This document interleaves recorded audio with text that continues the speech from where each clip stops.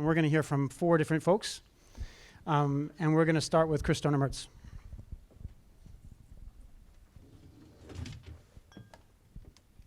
Thanks, Alex. Can everybody hear me? No? Not on yet? How about now? There? All right, great. Alex and I have frequent conversations about what is the reality on the ground of this beautiful picture that he creates. And in fact, there are lots of possibilities about how you take that big vision and actually put it through the mechanics of what is many different systems that struggle to figure out how to get funding and not have too much paperwork and all of those things. And I'm hopeful that I can give some examples from my own world. I'm the CEO of the California Alliance of Child and Family Services. My life before 8 months ago was running an organization called Lincoln, now run by Allison Beckware, who's sitting over here. And previous to that, also experience as a consultant and running programs at Seneca. So I really have, most of my world is, I'm actually learning to be a policy person. And much of my heart is still being a provider. So I'm going to give you that perspective. And I had the pleasure of participating at Lincoln in 2 pretty extraordinary partnerships where we focused first on what we knew the needs of the youth and their families were, and then figured out the funding together with our partners at the county, with both child welfare, probation, education. And so I'll just dive right into these examples. And with 3 key elements to all of these partnerships. You have to stay focused on your goal of accessing and delivering high-quality services to those children and youth you've identified as in need. Secondly, you have to stay engaged with each other even when there are challenges, and you all know there are many challenges, and you don't always agree, but you've got to stay in it. And everyone has to have some skin in the game, whether you're the provider, whether you're the county behavioral health folks, whether you are a district. So you've got to come together and say, we're going to figure this out and we're going to be at the table until we do. Those I think are the key pieces. In Alameda County, there was a program called Destiny that provided wraparound services through a waiver of what's called Title IV-E funding, as well as through Medi-Cal services, EPSDT. That program sunsetted, and the Behavioral Health Department and the Child Welfare Department in Alameda decided they wanted to do what's called an EPSDT-only wraparound program. So that meant only using Medi-Cal funding to do a program, and many of you, I assume, know what wraparound is. The idea is you do whatever it takes to keep children and families at home together. But it's hard to do that when you're using a funding source that has its limitations. We decided at Lincoln that we were going to respond to that proposal, and we did it, frankly, because we felt like we needed to do that. From just a programmatic and financial standpoint. We didn't love the idea, but we went into it saying, let's try it, let's see if it works, we'll see if we can make it happen. The key things that worked was the child welfare folks were deeply engaged, the behavioral health staff were deeply engaged, and ultimately the probation department came together with us.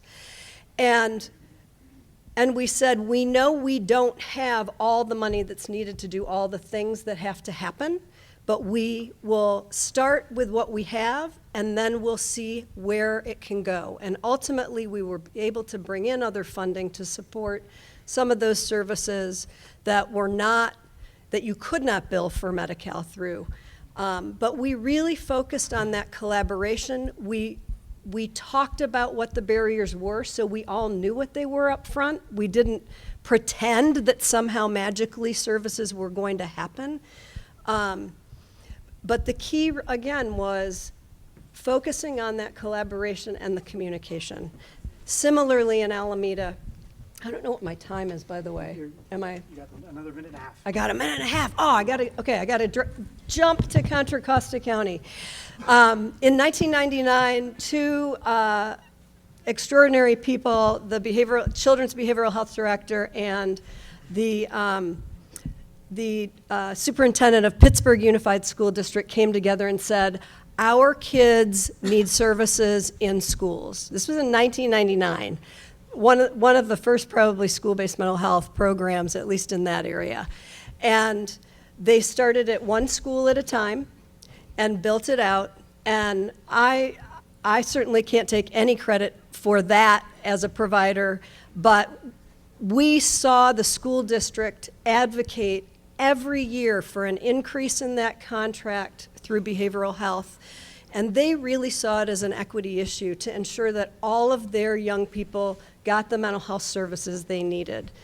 Now, that was back in the day when EPSDT was 90% paid for by state and federal funding. So it was easy to say yes if you were a behavioral health department.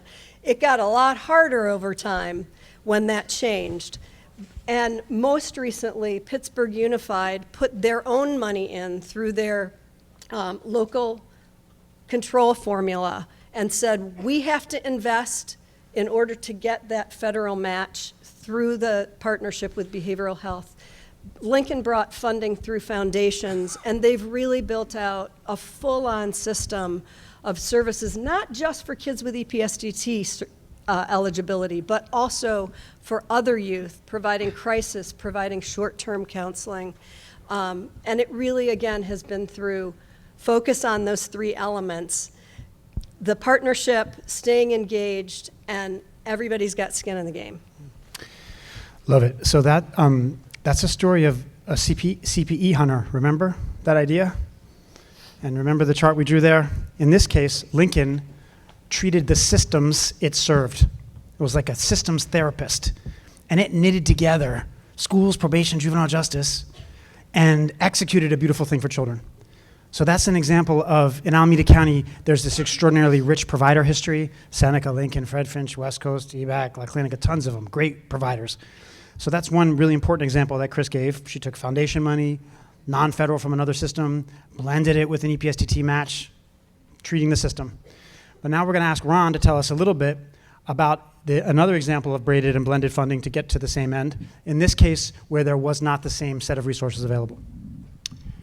So I was an administrator with the Desert Mountain Special Education Local Plan Area, or SELPA, another acronym for you to learn. SELPAs are consortiums of school districts that are pulled together for the purpose of ensuring that special education services are provided in a uniform way no matter where a child resides anywhere within your geography. And for the Desert Mountain SELPA, we had the uniqueness of being geographically the largest SELPA in the entire state of California. We cover 20,627 square miles. We have 15 school districts going from the mountains to the border of Arizona. In San Bernardino County, we are one of the most rural areas in the 50 states. I think the next most rural area as measured by population per square mile is like in Alaska or something. So that's where we started. And when AB 3632 went into place in the 80s, Department of Behavioral Health at first was using community-based mental health organizations. When they brought all of that back in-house and they started providing services directly, they provided it through clinics. Well, quickly you can imagine the difficulty. If you're spread throughout that geography, it's impossible to bus a kid to a clinic, centralized clinic, for services. And so in the 80s, we became aware that we needed to provide school-based mental health services. And whenever we would attempt to do that using vendors from the Department of Behavioral Health, when they would drop a child because the parent hadn't signed the paperwork or because the kid didn't show up for 2 days in a 2 sessions in a row, it was still on the kid's IEP. And so education was the payer of last resort. So really, we came into this whole business kicking and screaming. Just to tell you, we had nothing going for us. We didn't have any mental health money. We had needs that we had to provide because it was on the IEP. And then they had a change in leadership at Department of Behavioral Health. And when that happened, they put an RFP out into the community for a community-based organization to operate school-based mental health. And by that time, we had hired our own therapists. We're paying for them out of straight education dollars. I think we had 6 therapists on staff at the time. And we were providing mental health services the best that we could for school-based in the districts that we served. And our superintendents looked at that RFP and they said, go for it. And so we did. And we pulled together everything that we needed to, and we were funded. So we got a $3 million contract to operate EPSDT services in our region as a community-based mental health organization, which the good part was, and I didn't know it until my friend Dr. Tim here explained it to me, that also brought us under the county mental health plan, which had its own benefits of that. So we were funded for $3 million. We went from 6 therapists to 25 therapists overnight. And the catch was, not only did we have to provide services to children who had mental health needs on their IEP, but we had to provide services to any eligible, EPSDT eligible child, which was like SCORE for us, because that meant for us we could do preventative work. And so we went through the process of hiring the staff. We finally learned how to bill Medi-Cal appropriately. That was a real uphill climb, but I figured if we can get special education laws and policies, then we can get mental health laws and policies. We're smart people, and we figured it out. And that went along fine until we had the recession. And then 2/3 of the way through the year, we got a call from Department of Behavioral Health saying, I guess it was in December, we're going to have to cut your mental health budget in half. And that would have meant that we would have had to close our doors in February, like 6 weeks later. And I have, by that time, 40 staff members that I'm feeling personal responsibility to make sure that they have jobs. And I didn't really want to share that information with them right before Christmas. And Janae Holtz is here. She succeeded me after I left the SELPA as the CEO. She was my director of the mental health clinic at the time. And while Janae and I cried over Christmas time, worried about what was going to happen to our staff, we kept it a secret. And in January, I went to see the Department of Behavioral Health, and I said to them, are you cutting our budget because of the loss of county match? And he said, yes. And I said, if you're cutting it because of the loss of match, then can I put up the match to keep our budget? And he looked at me for a second, and you could see the wheels spinning. Your schools, you have pure state money. And he said, yes. And as soon as we walked out of that, I turned to Janae and I said, if he's going to let me match, I'm going to double the budget. And Janae was driving. She said, you're going to do what? And she just about went off the cliff. We got back up to the office, and I called him and I said, we're going to double the budget, which he was totally fine with. So we went from a $3 million budget to a $6 million budget once again overnight. And then MHSA kicked in. We picked up PEI money to be able to cover those kids who otherwise would not have qualified. We dropped down and started catching them at birth. So we went from 0 to 5 because 5 isn't soon enough, as we heard this morning. And so every child that's referred or removed from the home from Children and Family Services started coming through us as well. So today we operate a very large clinic, and I have no idea how large it actually is. It's a $10 million budget, and we probably have maybe 120, 110, 115 staff. Yeah, I'm waiting for you to nod your head. Yes, 150 staff members. We're in every school, in every district throughout our entire region, providing school-based mental health services and using blended money from education, AB 114, which is the special ed mental health dollar amount. We're using general fund, LCAP dollars. We're using foster youth dollars to match. We're using EPSDT, PEI, and EIS dollars. And also, First Five became a partner with us to put up the match in order to be able to provide the services for 0 to 5. Yeah! Wow. I think Ron just went through each bubble. That's an extraordinary story, and the past is prologue. And that story is the one, that exact one, of hunting for non-federal across multiple systems to bring kids what they need is the vision that we all share. We just want to kind of turbocharge it. So before we start talking about the statewide policy agenda and hear from Toby a little bit, Tim. Hi, I'm Dr. Tim Hougen. I'm a psychologist and also now the Deputy Director for Children's Day and MHSA with the Department of Behavioral Health. Ron just told you much of the story. I wasn't there. I wasn't the person who cut the budget. I wasn't there when he agreed to increase the budget. Since then, and I feel like I'm standing on the shoulders of giants, the people before me did a lot of collaboration. We've really done this, I think, very well. Ron mentioned the First Five funding. That happened out of a shortage on our part. If you go back, I mean, right now the message is EPSDT Medicaid is just half and half. That's the accurate message. But if you go back in time before 2011 realignment, it was more complicated. And we've tried to maintain that complication in a positive way. And I say that because what we've tried to do is when we partner with an agency, we've tried to go back to that, what would have been covered if the state was still funding EPSDT. And so you mentioned the 90 cents on the dollar. That was varied by county. For us, it was 85 cents on the dollar, roughly, 86.03, but who's counting? So what we've done with our partners and what we do, for example, with CA Help or Desert Mountain SELPA and Desert Mountain Children's Center, is what they're providing is not 50% of the match, or we're not 100% of the match. They're providing that portion that would have been covered by 1991 realignment, which we ran out of. We don't have enough. It's all encumbered. And we're able to use 2011 realignment for the majority of our stuff that does that, which makes that even more enticing for the schools to participate with us and for other agencies. And so, for example, First Five is providing that, got into a position where when we started doing First Five services or 0 to 5 services, the providers had 2 contracts. At one point in time, First Five decided that we did a better job of managing stuff and they would do a better job of giving money. And so they funnel their money through us. The providers now just have 1 contract with us.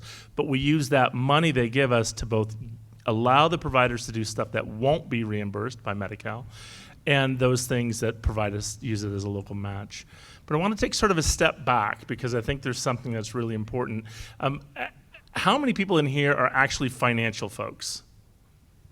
Right. So I'm not talking to you. You'll understand this. The program people, I am shocked at how many people do not understand that finance drives program.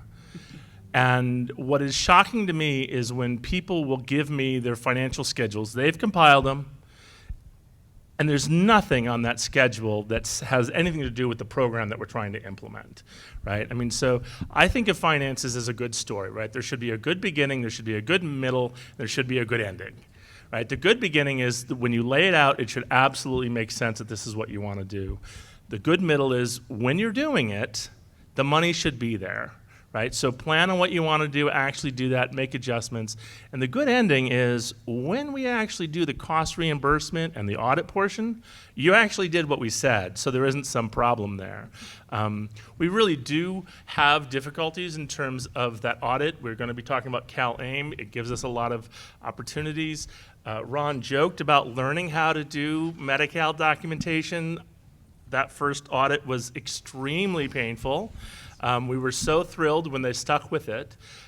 It is really difficult for an agency to hear that lesson, that painful lesson, and then make the modifications. And we can talk about why that's unfair to have disallowances and all that other stuff. But the reality is that is our system. We do have that. In San Bernardino, I don't know that there's much that you didn't mention. I will say that we've actually failed on one level, which is we have a contract with San Bernardino County Superintendent of Schools that was for 1.6 million. They wanted to raise that by 800,000, and we have already encumbered all of our 2011 realignment. And so we had to ask them to do that. We had to ask them for 50% of that match. And so in that contract, the first 1.6, what they're providing is 13.97% of of the costs, and then everything above that they're having to provide 100% of the match, which is 50-50. We've made a commitment. If we get more and stuff frees up, we'll allocate it to them, but at the same time, that's part of the problem with our system is that most of our funds are encumbered in contracts, and we won't pay people more than what we're contracted for. I know that surprises you, right? So most people don't go over their contract, they go a little bit under. So if I have 150 contracts and everyone goes under by 5%, there's money left on the table. And figuring out some way to access that before it gets done would allow us to allocate it to more folks. First of all, I love this panel. This is like legitimate stuff, so I hope everyone's listening. That story is that Tim just told. If you want to know one of the reasons that the Mental Health Services Act reserves are so big, it's because of that. When you run in a county, you're actually paying people's paychecks. You don't get to write an IOU like the state and feds. There's no such thing. So it's like playing the Price is Right. The best contract, as Tim just said, is as close as you can get without going over, because your auditor won't give you expenditure authority over the contracted line. So you're always trying to get as close as you can, but you're perpetually underspending. So that's part of the risk aversion. And the audit stuff that Tim was talking about, that's the per minute, per unit, diagnosis-driven reimbursement that we're going to kick to the curb. And we'll talk about that in a second. We're going to hear now from Toby. Just remember, as a way to hold in your head, if you're a county mental health plan, you get 3 big sources of non-federal, of CPE. You get 3 by definition. 1991 realignment, 2011 realignment, and MHSA. Now you use up to 10 others that you can find, but the big 3 are those 3, and Toby manages the third. Thanks, Alex. Thank you. So in the MHSA, y'all familiar with Mental Health Services Act? Yeah? Yeah, yay. And Alex says, and Toby manages the third, it's about $2.4 billion, and I left it at table 6.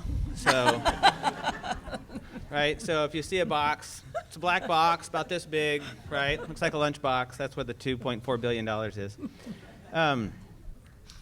So I've got a few things to add to this. Just for perspective, there are really those 3 funding sources that Alex mentioned, and then the 4th is the federal drawdown. And the first 3 are really driven by economic trends. Counties have absolutely no ability to change the revenue level in those 3. It's a weighted formula based on population that gets negotiated periodically, and it's a zero-sum game. So if your county wants more, some other county has to get less, right? Which is, lovely conversations every year that I'm happy that I'm not part of. The one component of funding that counties have a lot of control over is the federal share, right? And that's the piece that we're talking about today, right? And it's the only piece that we actually can manage. But as you've heard, it's the piece that we don't necessarily manage well, right? It can be very challenging to understand the rules, right? It can be very difficult to get clarity on what these practices are and what that tolerance level. The commission is trying to map. Alex and I had this conversation like 4 jobs ago for him and a couple of jobs ago for me, in terms of trying to understand the history of the drawdown of federal money and what drives variation by county by these kinds of programs. And our assumption is that most of the variation that we're seeing is not for good reasons. There is some positive variation. The positive variation is counties that are electing to use these dollars for things that are the MHSA dollars or the realignment dollars for things that are not matchable. Some of the prevention work, right? Serving folks who are not in Medi-Cal, right? But we fully anticipate that most of the variation is driven by things that are not positive things. Risk aversion, we don't have a local match. We don't know how to match. We didn't know that we could do that. All of the work that Alex is talking about today. I want to point a couple of things out just for context. We were talking about this at our table during the facilitation session just before lunch. Alex showed you the dramatic expansion of services in Alameda County, and he said that work was from 2004 to 2014, right? So the end point of that was 5 years ago.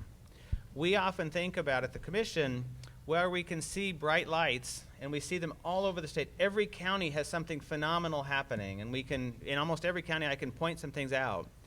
What we rarely see is these efforts going to scale. And so I asked Ron during this session, when he started to do this. Was it 20 years ago or 30 years ago? 25. 25 years ago, split the difference, right?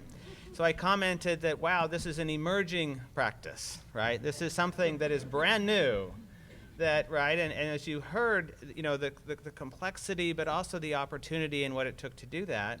25 years ago, Desert Mountain figured out how to do this, and here we are in 2019 talking about it, hoping some of you might, 25 years later, decide to pick up the playbook.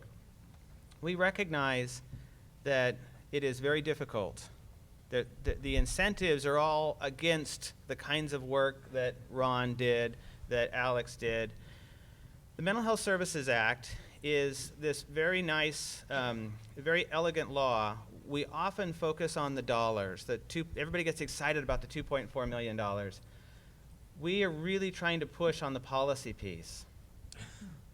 There are a couple of pieces in here that are foundational, that are unique to California. No other state in the nation. And I've spoken at 2 global conferences on well-being, and no other country in the world. I was actually approached by the head of mental health for China saying, can we have some of your MHSA dollars? We need it, right?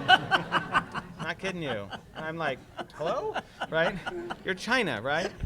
So, not just part of China, all of China. So, there's a prevention piece in the law. And the definitions that the Mental Health Services Act are laying out are these things. It says prevent the need to remove a child from his or her home, or the need for an adoption. In other words, work with that family so we avoid child welfare involvement, right? It says prevent criminal justice and juvenile justice involvement. It says prevent school failure and school dropouts. It says prevent unemployment and homelessness and prolonged suffering. The definition in the law of prevention is really closely aligned with the broad array here. It's not just about the clinical care piece. And then there's the innovation component, which is $100 million of money to take risks, right? To do what Ron did with no startup dollars, to do what Alex was trying to do, is to bear the burden of helping you get started. The commission has some complicity in the history of how we implemented innovation, and that our staff for many years said, you've got to come up with something nobody else in the world, in the history of the universe, has ever thought of, right? But we're moving way far away from that, and we're saying, actually, what innovation is about learning to do things differently. And it is, we're going to push that innovation really needs to be about enabling us to do the prevention work and to do the leveraging that you're all talking about today. And so I would argue, in addition to the examples of how it has been done, the demand that it get done, right, kicked to the curb, the law, the Mental Health Services Act is very clear. This is what we are supposed to be doing. And I'll add one other piece. Because it is through a prevention lens, there's no need for diagnosis up front, right? Consistent with the comment that Alex said, you don't have to have measles to get your measles shot, right? We really want to push this system to move away from reacting to an illness and actually anticipating, supporting, enabling, facilitating well-being. And that list of negative outcomes that I mentioned really closely align with global discussions of well-being. And the conversation is not just about Medi-Cal. It is really about all Californians.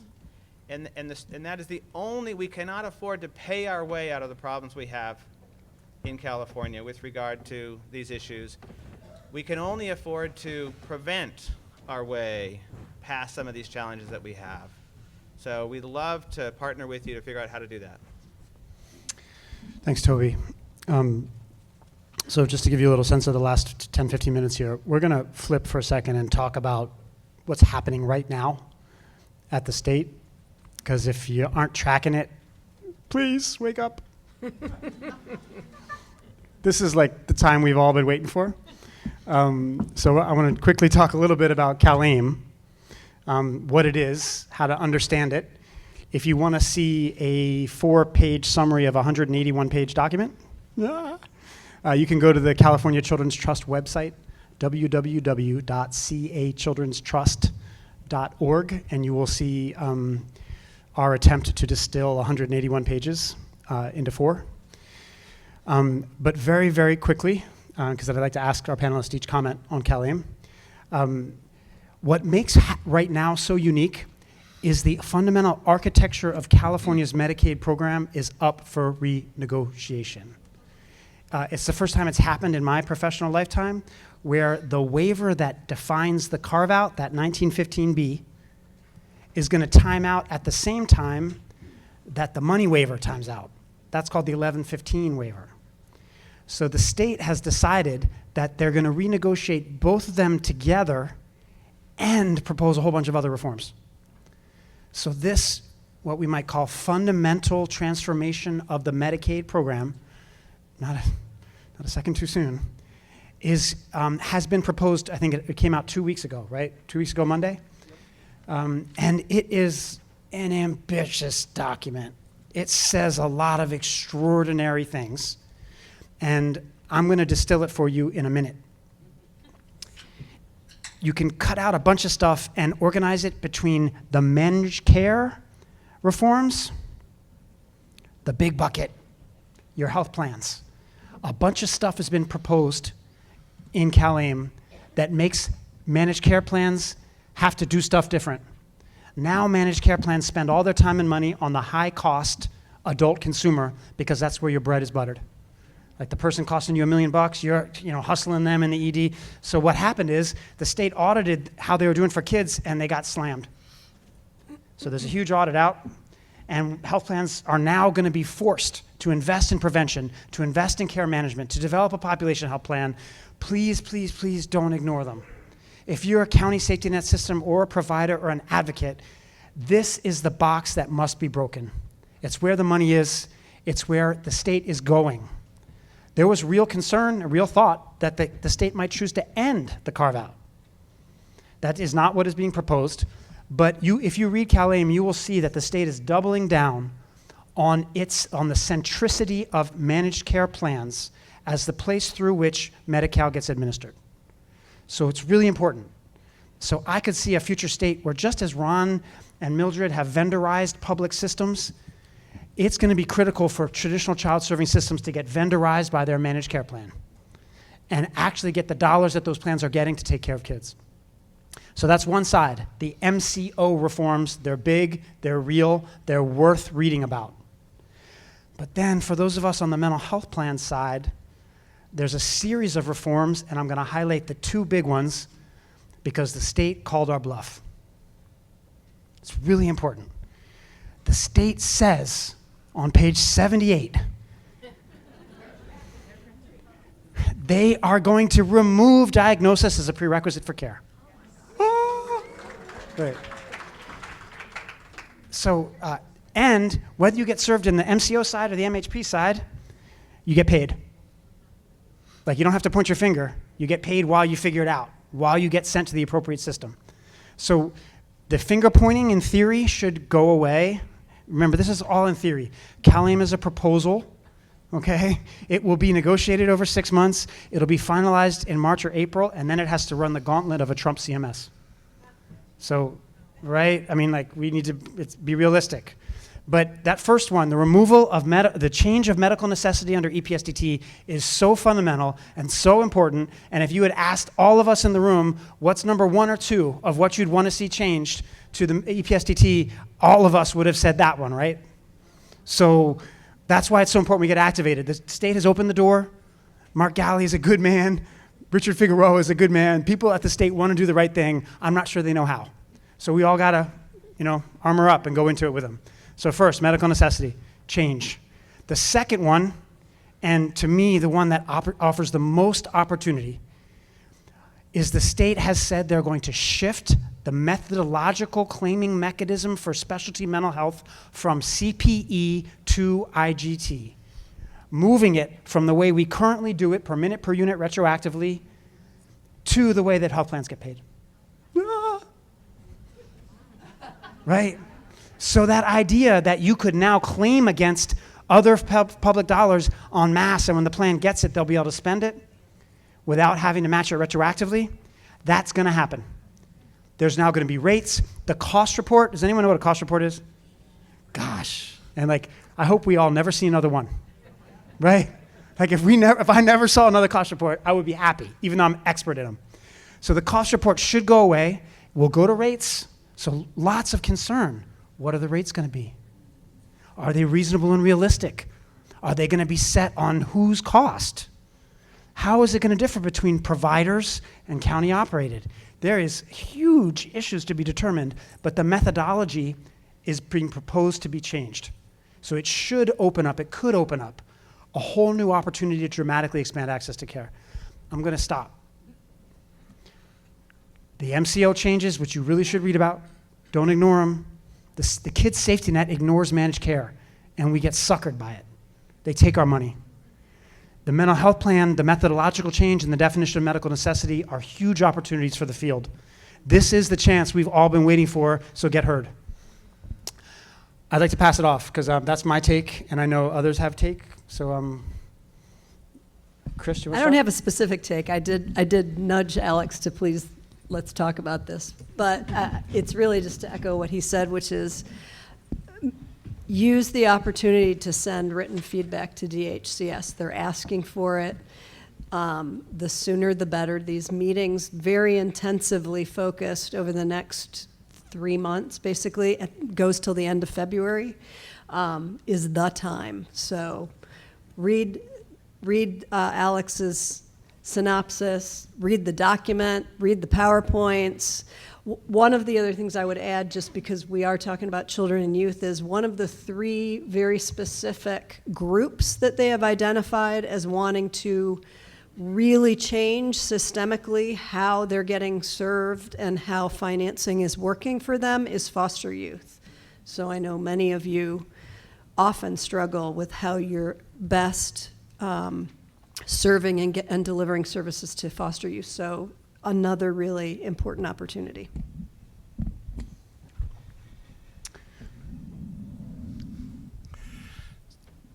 I don't want to monopolize this, but I have a lot of thoughts. So I've said a couple times, I think this could be awesome unless they do it wrong. Right, exactly. So please give feedback. I guess I'm assuming everyone understands that right now we, the mental health plan, are actually only responsible to provide mental health services for a minority of the children that qualify, right? And so this actually articulates a no wrong door philosophy, which is nice. There's a mechanism by which our providers have been able to see as many children as they have, and that is because we're not very strict on the idea of, oh, that kid really should be served by the managed care plan. I should have asked. Any DHCS auditors in the room? Okay, so they do have to meet medical necessity. They do have to have a diagnosis under our current system. And so there's a lot of things that are going to be great about this if it goes through. They don't need a diagnosis. But how long should you be providing a service to a child and not know the diagnosis, right? So they articulate in the plan, once you know the diagnosis and you realize they should be on somewhere else, then they should be transitioned to that other provider of care. And so for me, a lot of the opportunity brings with it a thought of, okay, and then what? And so I don't know that the IGT would have been the number 2 thing for me, Alex. I think the number 2 thing for me would be documentation. Yes. Thank Right, you. because if we go to a different claiming system, then in theory, we don't have to document as much to show what we did. Okay, so that would be great, unless, of course, they don't actually change documentation requirements. I really liked, Toby, your comment about why the majority of the FFP not being drawn down is not for good reason. Some is, right? We use PEI money to pay for occupational therapists. Outside of the scope of Medi-Cal, it works really well for little children. We pay for that. That's great. But most of it is, I don't think I can do that. I'm going to lose that money if I try that. And our providers are nervous. We're nervous. We've lost money in the past. And so there is a risk aversion that's there. And so if we can get away from that, that would be amazing what we could draw down. So again, I don't want to monopolize it, but I think this is a great opportunity. Please make comments and give feedback because we can move it forward. But there's a lot of work to be done. Okay, I'm the non-mental health person on this panel, so let me just say, having more money would be fabulous. As everybody has said, nobody's going to be turning away checks, but unless you start with the belief system that this is important work and absolutely is critical for the lives of all of our children, I don't care how much money you have, it's not going to happen.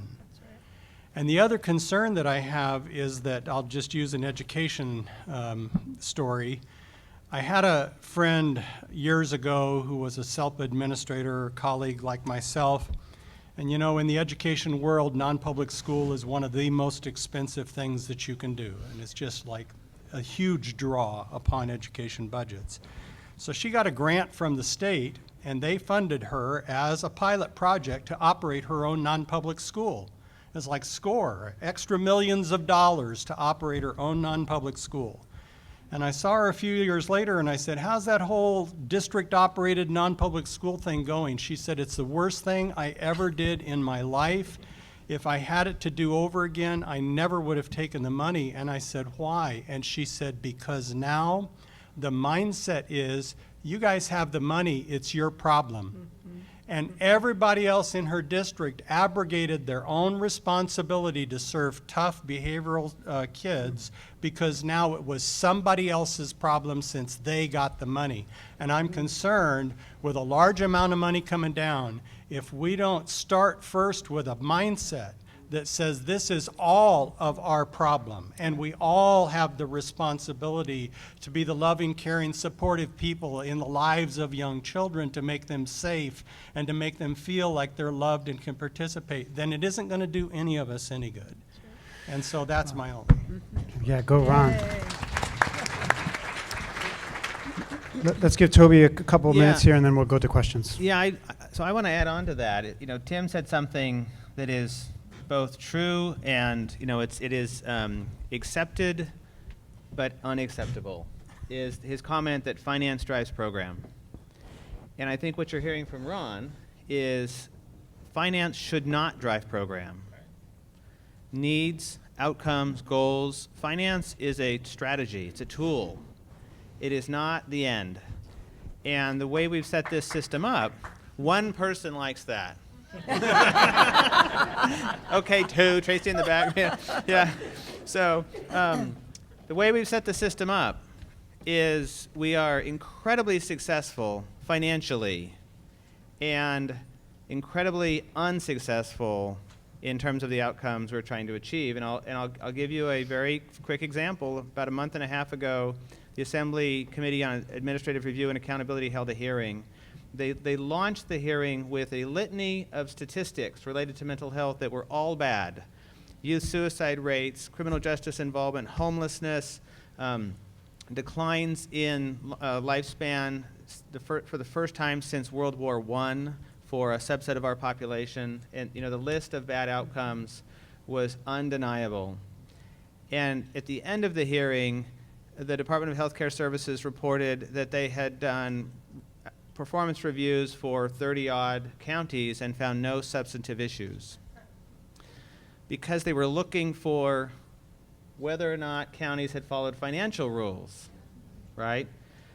We think about the homeless people we walk past every day we walk into our office. And I said this at one of Chris's conferences, and I got in trouble then, and I'll get in trouble now, that if you were to ask a member of the public for what outcomes, what success looks like for mental health, they might have some ideas. They're also very likely to have an understanding or thoughts about what failure would look like. And it might be something like suicide is the second leading cause of death for young people in this state. It might look like criminal justice is the best system if you want to ensure that your loved one has access to care. It might look like, despite the fact that you have an expensive Cadillac health plan, get your child into Medi-Cal if you want good service, right? If we begin to look at the key metrics we have for the system, it's very hard to argue we're doing well at all, right? What is happening today is acceptable, is accepted but unacceptable. And it is in part because the metrics performance is really driven by finance drives program. So I think agreeing with Alex that CalAIM is very ambitious. We do have the potential to turn that around and say, what are we trying to get done, and how do we design financing systems to support that, not the other way around?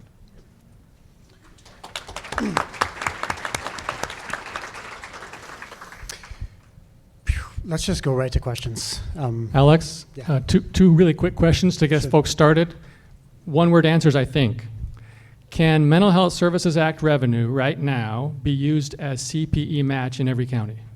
Yes. Yes, thank you. Can AB 114 monies right now be used to match CPE Medi-Cal? Yes. Yes, thank you. And we don't need CalAIM to do that. No. Child welfare has money too. No, I'm sorry. I'm sitting at a table with my child welfare partners, and I was joking with them. But in all reality, we use child welfare dollars as local match in some of our programs. Yeah. And AB 109 funds.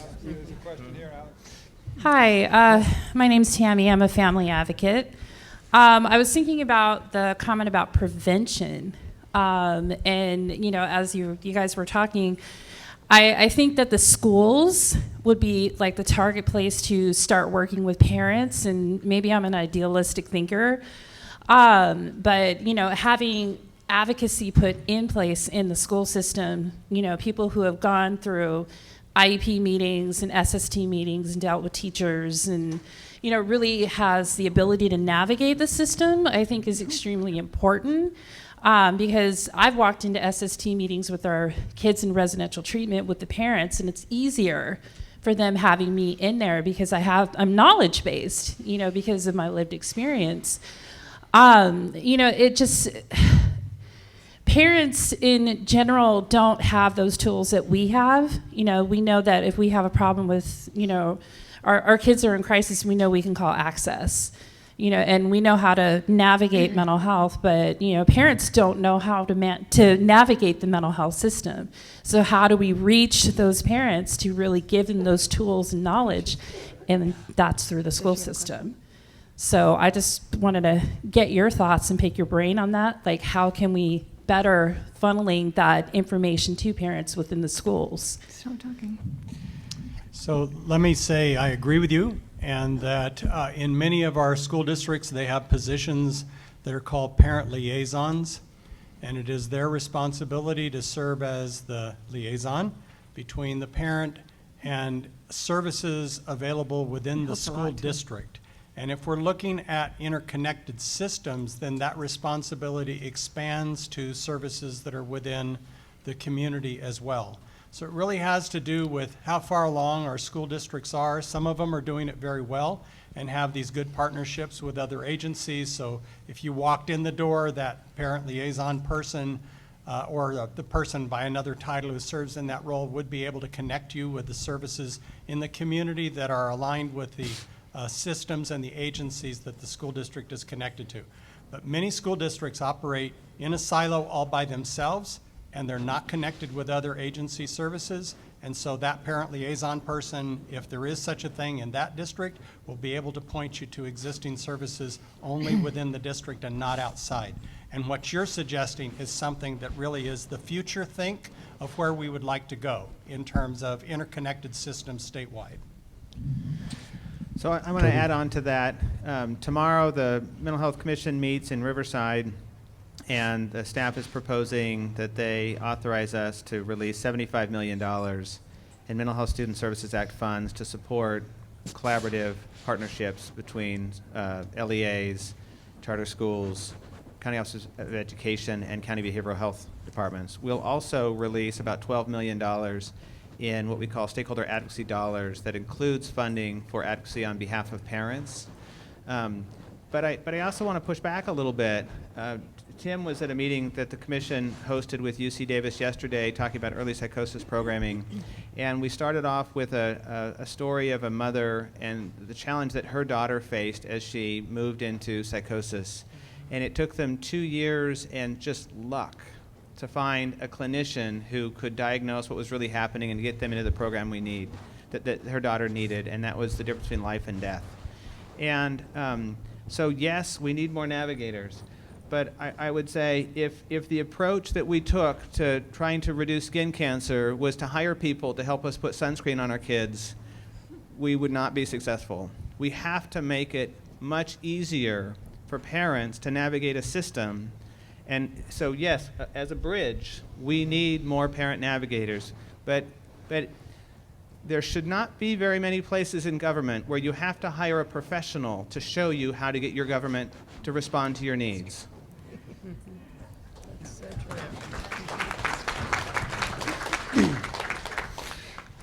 So this is a personal opinion. I just want to respond to the point that was made. I believe that if Medicaid isn't paying for it, you're just playing around. That it's just chump change, loose change. And that when you actually look at the number of children that we have to serve, and despite all of our best intentions, we're touching less than 3% in regular care. So what I would suggest to anyone who tells us that, oh, there's plenty of money in the system, that has never been my experience working in poor communities. I've never run into too many case managers in West Oakland. That's not happened one time. And the future of our mental health system actually isn't more professional clinicians. It's to learn the lessons of the peer movement. For those of us in recovery, the peer-to-peer, the social models that we know are most effective for bridging disease and social challenges. The solution to all of our challenges is connection with other human beings. It's our own common wisdom intelligence. So for parent partners, my question would always be, is Medicaid paying for it? And if Medicaid's not paying for it, I don't believe it's legitimate. So first of all, thank you very much for this very stimulating, extremely interesting panel discussion.